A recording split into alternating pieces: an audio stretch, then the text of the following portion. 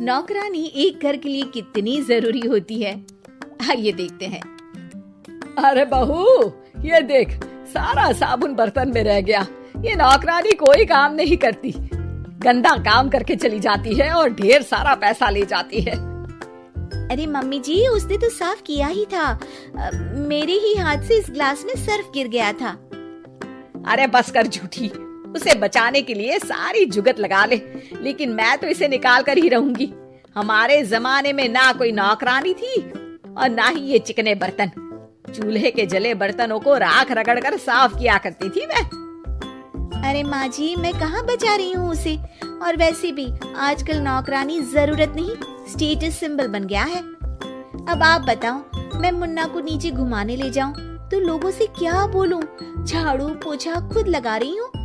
लोग सीधा यही पूछते हैं कि कौन सी नौकरानी काम कर रही है तेरे घर पर। अरे बस कर, ये भी कोई बात होती है? मम्मी जी, आप नहीं समझेंगी। शाम को नौकरानी घर आकर काम कर ही रही होती है कि सास को कहती है, माँ जी, एक बात बोलूं, बुरा न मानना। अरे वैसे तो मुझे तेरी शक्ल ही पसंद नहीं है, बात क्या खाक पसंद आएगी। अरे माँ जी, सुन तो लीजिए क्या कह रही है। तो मैंने कौन सा उसका मुंह पकड़ लिया है? अरे माँ जी, वो लाल साड़ी पहनती हो ना पहना करो। सास का गुस्सा अब तो 7वें आसमान पर होता है। अरे वाह जी वाह, क्यों ना पहना करूं? और तू होती कौन है ये बताने वाली कि मैं क्या पहनूं क्या ना पहनूं? अरे माँ जी, पूरी बात तो सुन लो, वो बोलना क्या चाह रही है। अरे बुरा न मानो आंटी जी। अरे कौन है आंटी? अपनी उम्र देखी है तूने? 2-4 साल ही छोटी होगी मुझसे और मुझे आंटी बोल रही है। बहू सर पर हाथ रख लेती है। अरे अच्छी खासी उम्र दराज हो और आंटी ना बोलूं? मैं तुम्हारी बहू से भी 4 साल छोटी हूँ। क्यों दीदी? बोलती भी क्या, एक तरफ सास यानी पति की माँ, तो दूसरी तरफ नौकरानी जिसके बिना घर का काम नहीं चल सकता।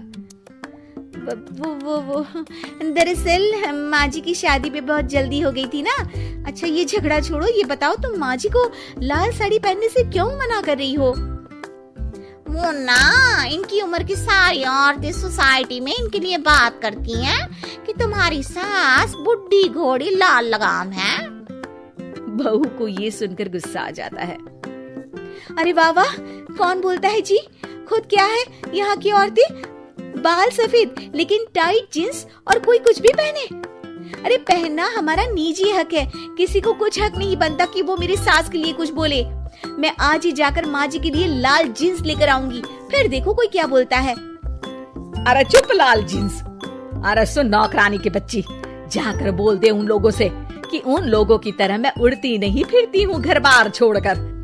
अपने बच्चों और नाती पोतों में मन लगाती हूँ, ना कि सारा दिन ताश के पत्तों में आंख गड़ाकर 3 पत्ती खेलूं। नौकरानी वहाँ से चली जाती है। वैसे बहू, नौकरानी के क्या फायदे हैं ये तो पता नहीं, लेकिन सबसे अच्छा तो ये कि पता चल जाता है कि कौन किसके लिए क्या बोल रहा है। सोसाइटी में तेरा नौकरानी रखने का इरादा बिल्कुल ठीक था। अगले दिन उन लोगों के घर की बेल बजती है। बहू दरवाजा खोलती है कि सामने कुछ औरतें खड़ी होती हैं। अरे बहू, कहाँ है तेरी सास? बुला जरा।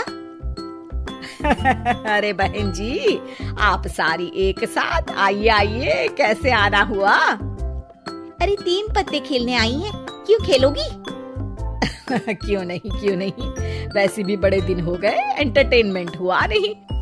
बहू जा जाकर पकोड़े तो बना ला। अरे बस करिए, आगे कुछ पीछे कुछ।